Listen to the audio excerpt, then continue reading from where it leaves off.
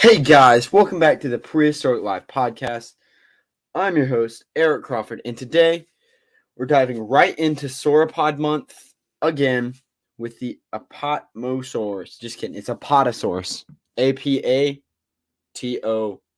saurus. S-A-U-R-U-S. So,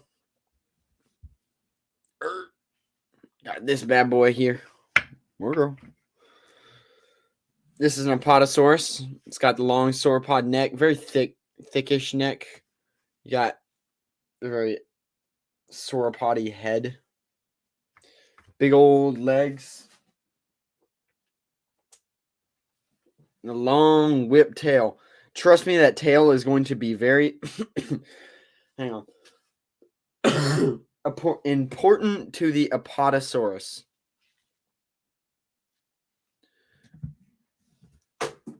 That is one of its very important features. It's got the very thick legs of the sauropod. It's got the thick old body of the sauropod. It's got the long neck.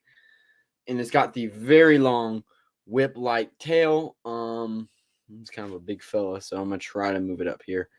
Here's some more imagery of the apatosaurus. As you can tell, the tail is a lot longer from this angle. It's got the long, thick neck with a very thick body. Front limbs seem to be the same size as back limbs, give or take. Very thick limbs too. Let that readjust. So let us get into some measurements of the apatosaurus. It could get about 69 to 75 feet long. It weighed about 39 tons, and it was about 30 feet tall. Its diet was small trees, ferns, trees in general, bushes, berries, anything could really get its mouth on. That was a plant. Its fossils were found in North America. Oop, that's not what I meant to do. North America, specifically Colorado, Oklahoma, Utah, and Wyoming.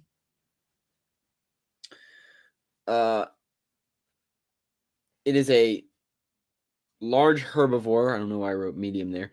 It is definitely a sauropod. It lived in herds of 2 to 7 to possibly even 14. Lived in jungles, forests, on the coasts of rivers,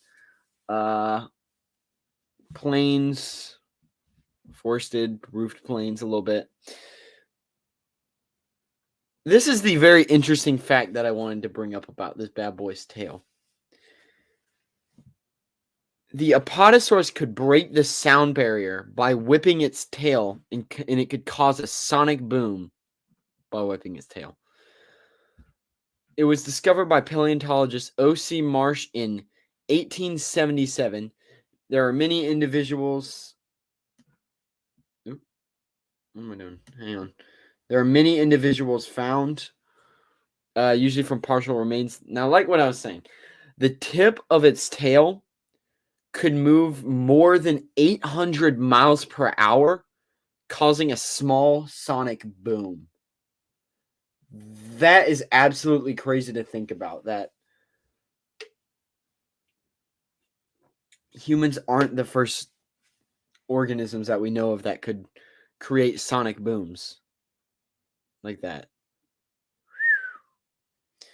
So even though Apatosaurus is one of the sauropod dinosaurs best known to paleontology, yet most people confuse it with Brontosaurus. The reason for this goes all the way back to 1879, roughly 2 years after the naming of Apatosaurus ajax, when the new sauropod specimen was given the name Brontosaurus exilius by Othniel Charles Marsh, or O.C. Marsh, the same person who named apatosaurus earlier in 1877. The specimen is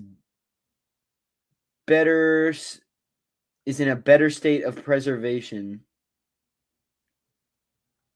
than the earlier apatosaurus, and also clearly had several noticeable differences, which led to Marsh to conclude that it was similar but although different genus.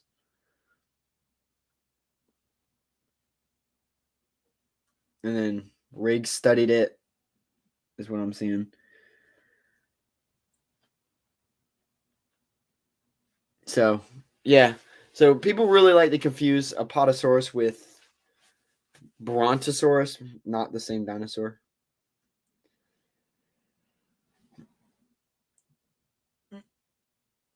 No one put much thought, though, into further classifying the two genera until 1903, when Elmer S. Riggs discovered Brachiosaurus, my favorite, one of, if not my favorite herbivore. I've grown rather fond of Therizinosaurus. We're not going to get into that. Elmer S. Riggs studying the fossils. One of the key areas Riggs is remembered for is his study of sauropods, and after reviewing the fossils, he found that while Brontosaurus exilius was different from Apatosaurus ajax, the differences were not great enough to warrant the creation of a new genus. The majority of other paleontologists in the 20th century agreed with this conclusion, and for the time, Brontosaurus has been a junior synonym to Apatosaurus. This follows standard naming procedure, where the exception of very rare species cases, see Tyrannosaurus. The name of the first genus, why does it say C. Tyrannosaurus? The name of the first genus created must be used to refer to all subsequent discoveries. In this case, Brontosaurus exilius was renamed Apatosaurus. So the proper name is Apatosaurus, but you could also call it Brontosaurus.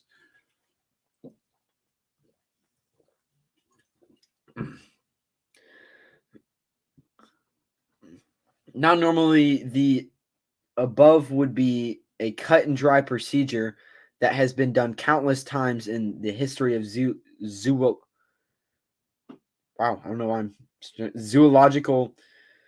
nomenclature.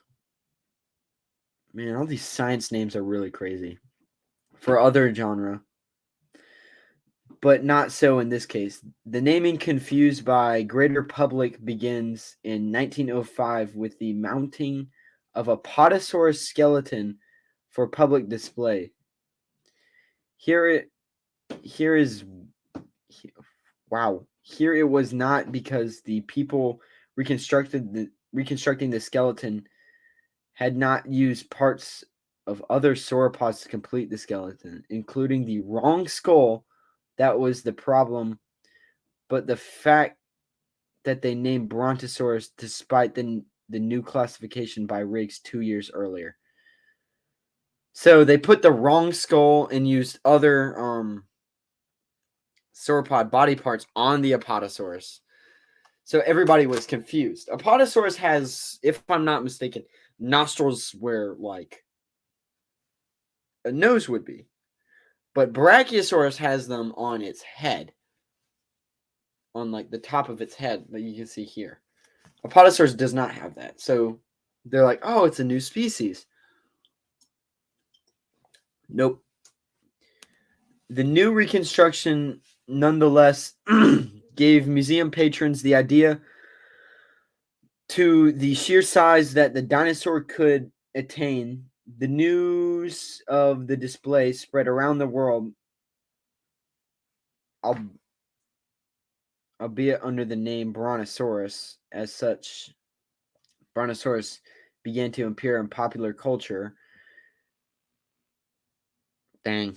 And even became one of the first dinosaur movie stars. This included the 1914 animated short called Gritty the Dinosaur and the 1925 silent film The Lost World, where a stop-motion brontosaurus features in a climactic sequence as it goes on a rampage in London. From here, the name brontosaurus became common usage, sometimes eased by the fact that it translates as thunder lizard. The true name of apatosaurus, however, deceptive lizard, might now be more correct than ever before. So, apatosaurus, deceptive lizard,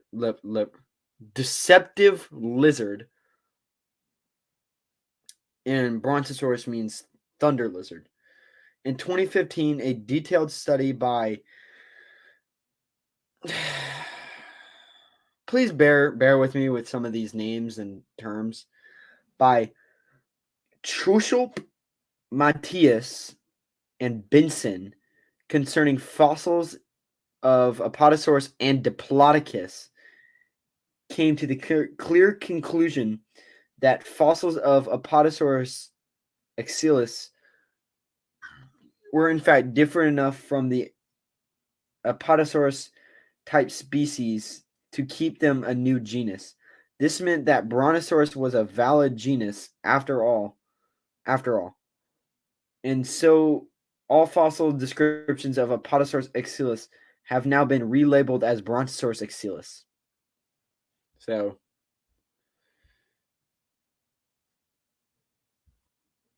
Brontosaurus is,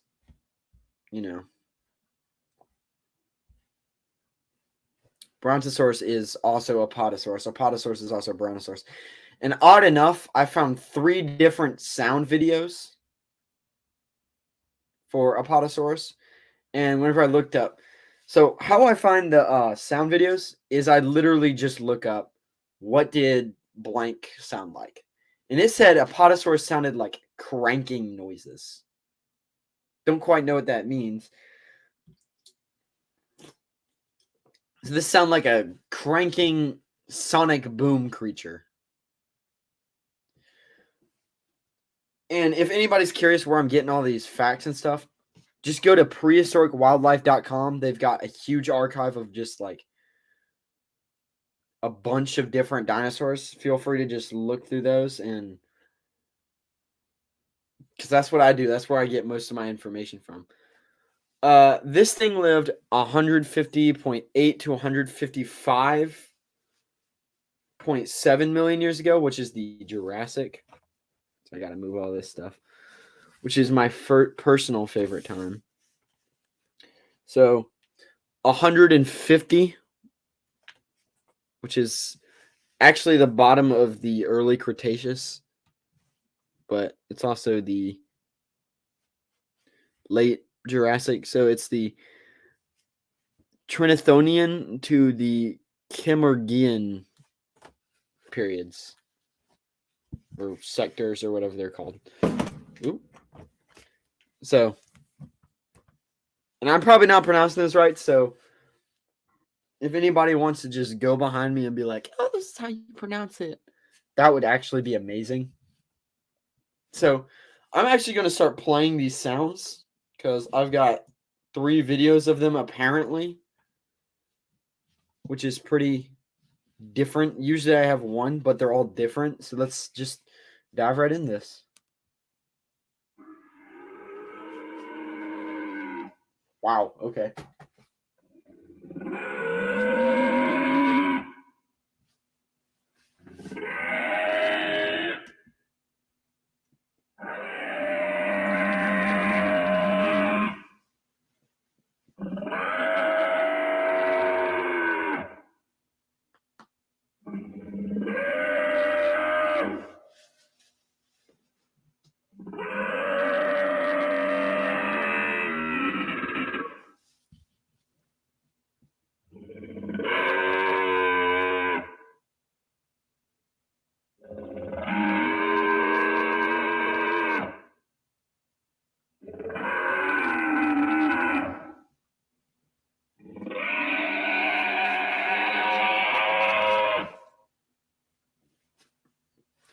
So, yeah, no, that definitely sounded like some weird kind of crank kind of thing. Kind of sounded more like a screaming than a crank. But yeah, let's get into the second one. This one's a bit longer. It's about 3 minutes long. So, oh, that sounds like an elephant. That's because that is an elephant.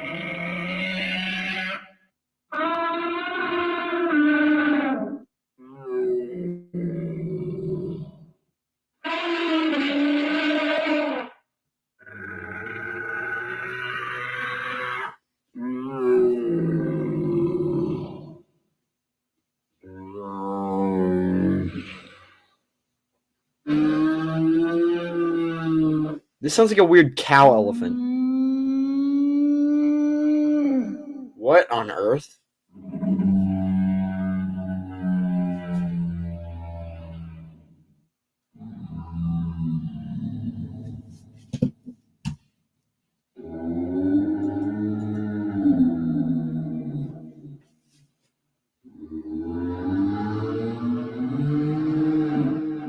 This one's a little weird.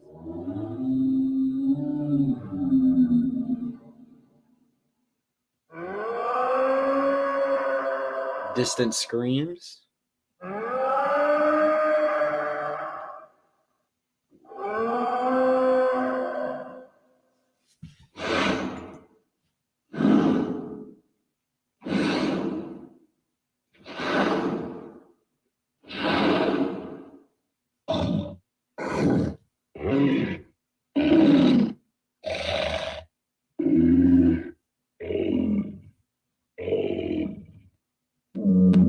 Those are really weird sounds.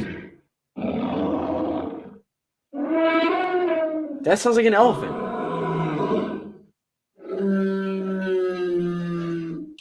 That sounds like a T-Rex, like the T-Rex from Jurassic Park.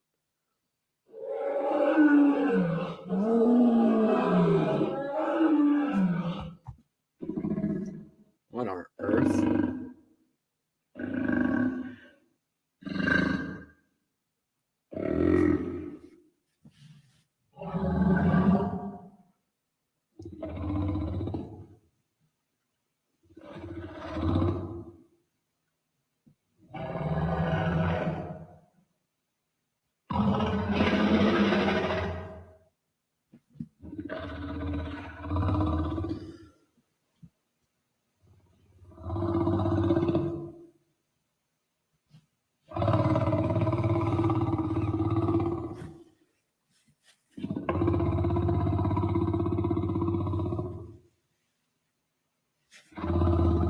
I guess it's sleeping. Yeah, that was uh different.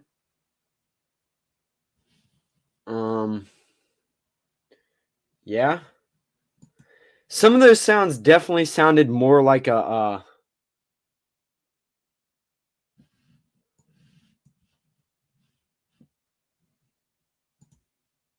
you know,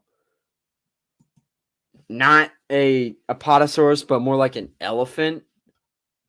So here's the last and final one.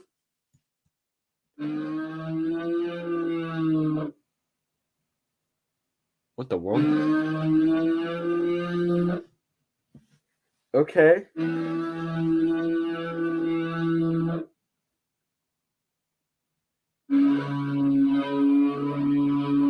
This one sounds like a robot.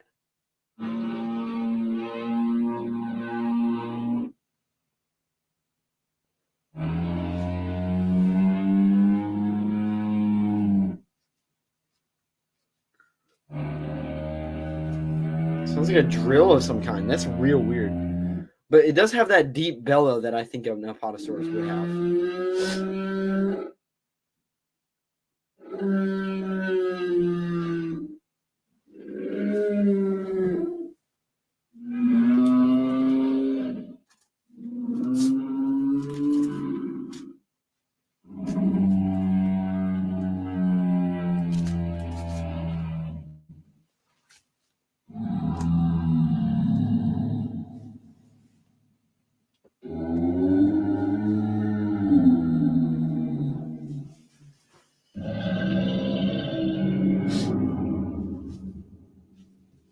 Yeah, it definitely sounds like an apatosaurus. That deep bellow.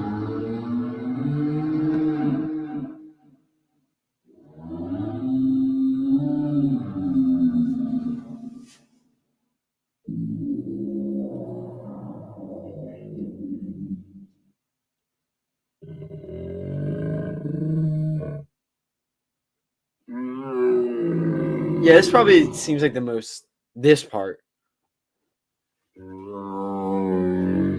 It seems like a deep bellow of like an apatosaurus would have.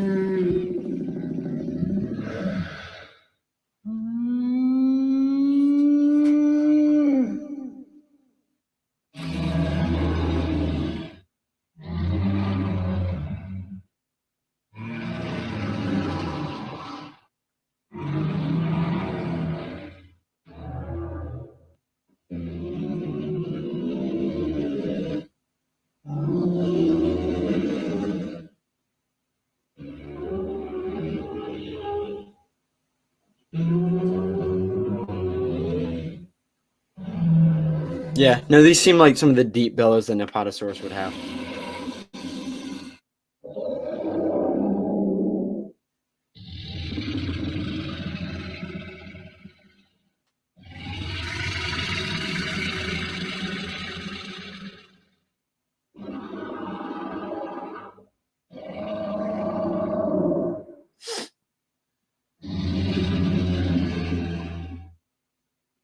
Yeah, no, those seem like some of the deep bellows that like an apatosaurus would have.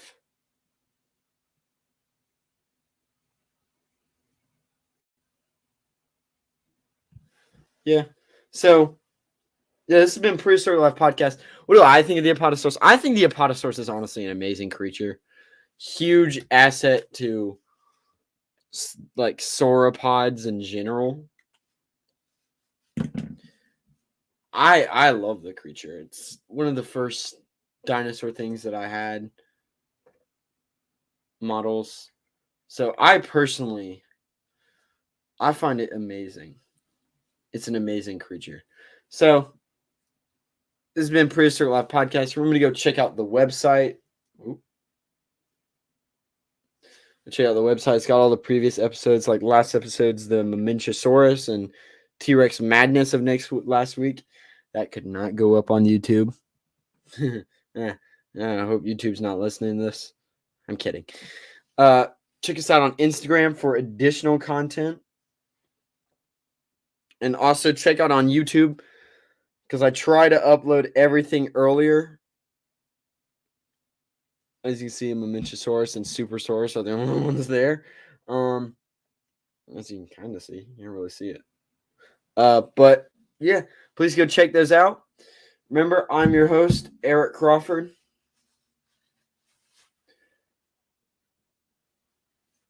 And I will see you all next time. Hopefully, next time should be an interview with some actual paleontologists right here in South Carolina. So I'll see you all next time with an interview of Palmetto Fossil Excursions. Remember, keep it prehistoric. Goodbye.